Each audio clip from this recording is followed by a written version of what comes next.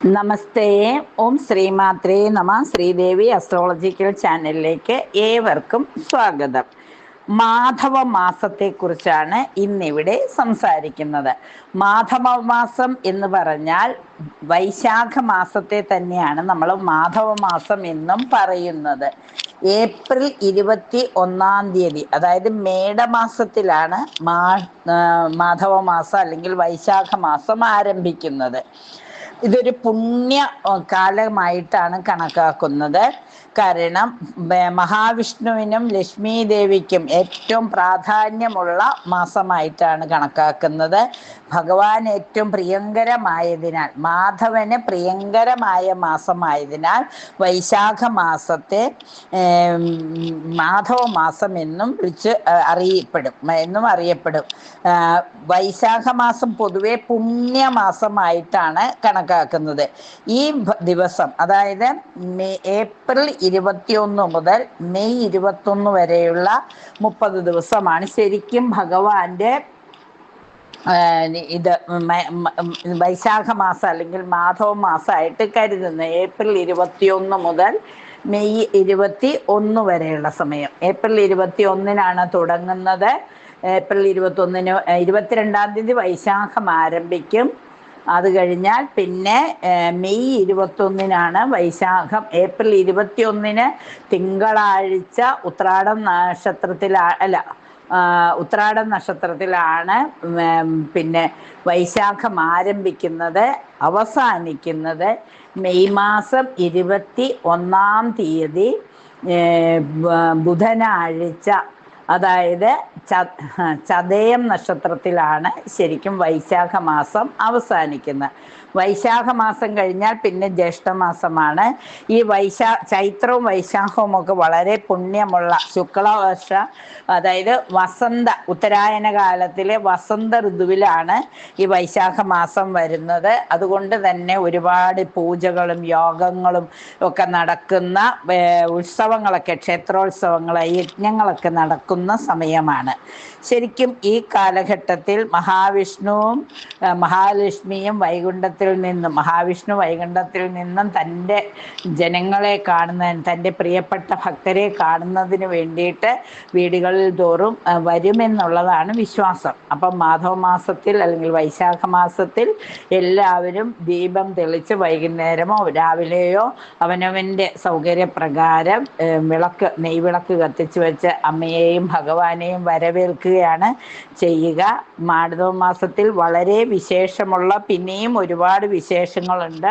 മഹാവിഷ്ണു ക്ഷേത്രങ്ങളിലെല്ലാം ഈ വൈശാഖ മാസം പുണ്യമാണ്. പൊതുവെ വെക്കേഷൻ കാലമായതുകൊണ്ട് തന്നെ സ്കൂൾ കുട്ടികൾക്കും കുടുംബാംഗങ്ങൾക്കും ഒക്കെ യാത്രകൾ, ക്ഷേത്ര ദർശനം നടത്തുന്ന തീർത്ഥയാത്ര നടത്താൻ പറ്റിയ സമയമാണ്. തീർത്ഥാടനത്തിൻ്റെ പുണ്യം അനുഭവിക്കാൻ പറ്റുന്ന ഈ സമയത്ത് മഹാവിഷ്ണു ക്ഷേത്രങ്ങൾ, ഗുരുവായൂരൊക്കെ തിരുപ്പതിയൊക്കെ ദർശനം നടത്തുന്നത് വളരെ നന്നായിരിക്കും.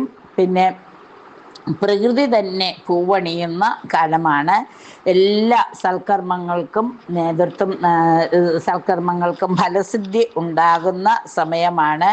മഹാവിഷ്ണു ക്ഷേത്രത്തിൽ, അതായത് മഹാവിഷ്ണുവിൻ്റെ അവതാരമായ ശരിക്കും പരശുരാമ അവതാരം ഉണ്ടാവുന്നത്, ശരിക്കും പരശുരാമൻ്റെ അവതാരം വന്നിരിക്കുന്നത് അക്ഷയ തൃതീയയിലാണ്. മേടമാസത്തിലെ തൃതീയ നാളിലാണ് ശരിക്കും പറഞ്ഞു കഴിഞ്ഞാൽ അക്ഷയ തൃതീയ എന്ന് പറയുന്നത്.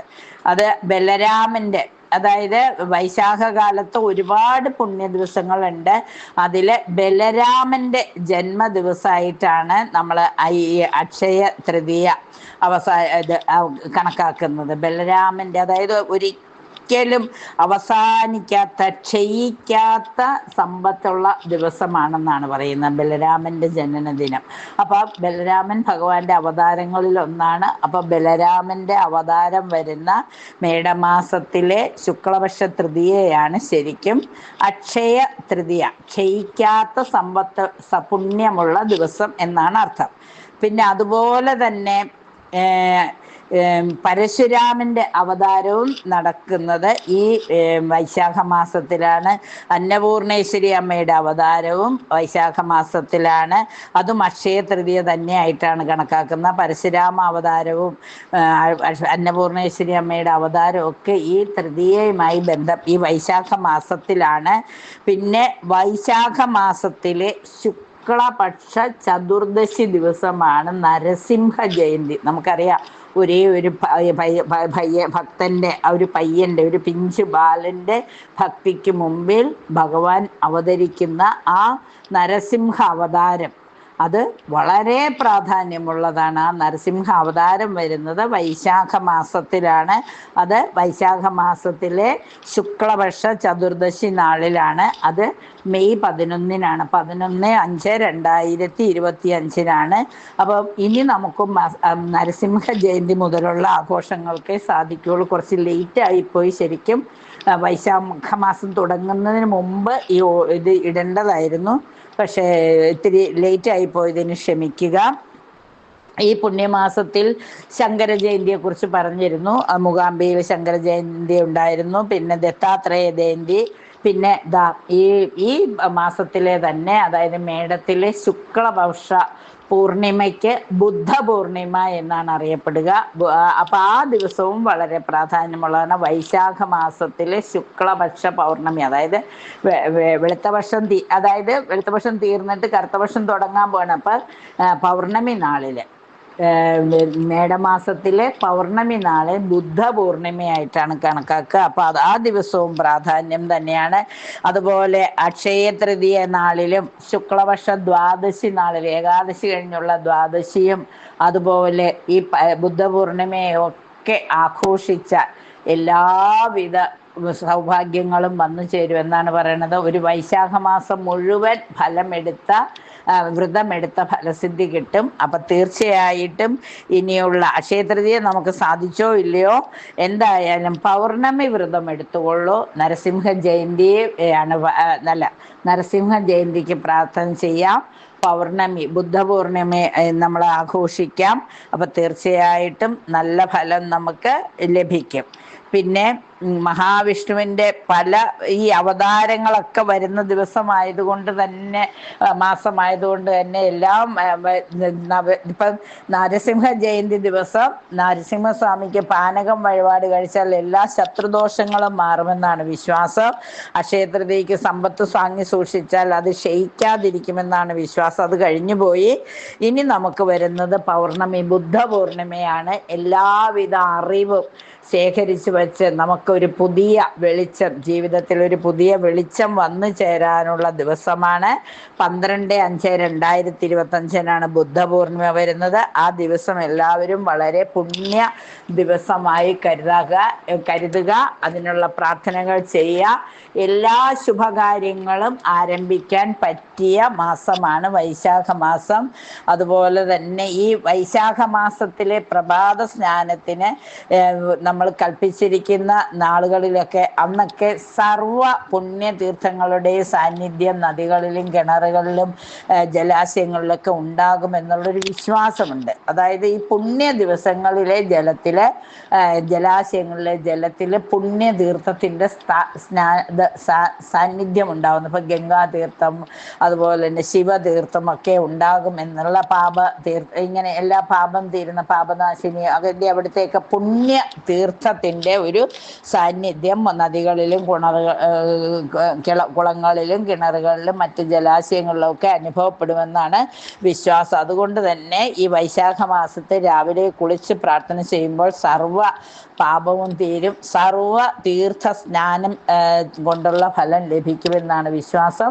അപ്പോൾ വൈശാഖ മാസം മെയ് 21 വരെ ഉണ്ടല്ലോ. ഇപ്പം മെയ് ഇന്ന് 10-ാം തീയതി ആയിട്ടുള്ളൂ. ഇനിയുള്ള ദിവസം ഒരു 11 ദിവസം കൂടിയുണ്ട്.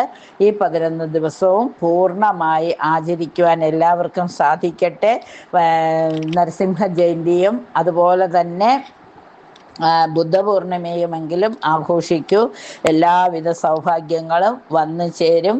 പിന്നെ ഈ വൈശാഖ മാസത്തിലുടനീളം കലിദോഷ നിവാരണ മന്ത്രം ജപിച്ചാൽ കലി വരില്ല. എല്ലാവർക്കും കലിയുഗത്തിൽ കലിയാണല്ലോ, എല്ലാവർക്കും ദേഷ്യവും വൈരാഗ്യവും യുദ്ധവും തമ്മിതല്ലും പ്രശ്നങ്ങളാണ്. അപ്പൊ ഈ പ്രശ്നങ്ങളെല്ലാം ഒഴിവായി സ്വസ്ഥതയും സമാധാനവും സമ്പൽ സമൃദ്ധിയും സർവ്വ ഐശ്വര്യവും വരുന്നതിന് കലിദോഷ നിവാരണ മന്ത്രം പ്രാർത്ഥിച്ചാൽ വളരെ നന്നായിരിക്കും എന്നാണ് പറയുന്നത്. 9 തവണ ഈ കലിദോഷ നിവാരണ മന്ത്രം ജപിക്കുക. ആ മനസ്സ് തുറന്ന് ശരിക്കും 108 പ്രാവശ്യം ജപിച്ചാൽ അത്രയും നല്ലതാണ്.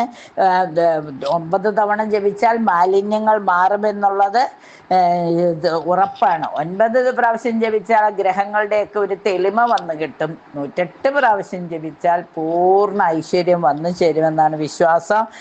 കലിയുഗത്തിലെ ഏറ്റവും ശ്രേഷ്ഠമായ ഈ മന്ത്രം ജപിക്കാൻ എല്ലാവരും തയ്യാറാവണം. ഹരേ രാമ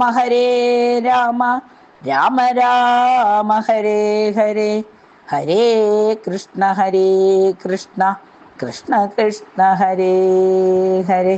ഇതാണ് കലിദോഷ നിവാരണ മന്ത്രം. ഹരേ രാമ രാമ രാമ ഹരേ ഹരേ, ഹരേ കൃഷ്ണ കൃഷ്ണ കൃഷ്ണ കൃഷ്ണ ഹരേ ഹരേ. ഈ മന്ത്രം ജപിച്ചുകൊണ്ട് നമുക്ക് ഈ വൈശാഖ മാസം, അതായത് ഈ മാധവ മാസത്തെക്കുറിച്ചുള്ള വിവരണം ഇവിടെ നിർത്തുകയാണ്.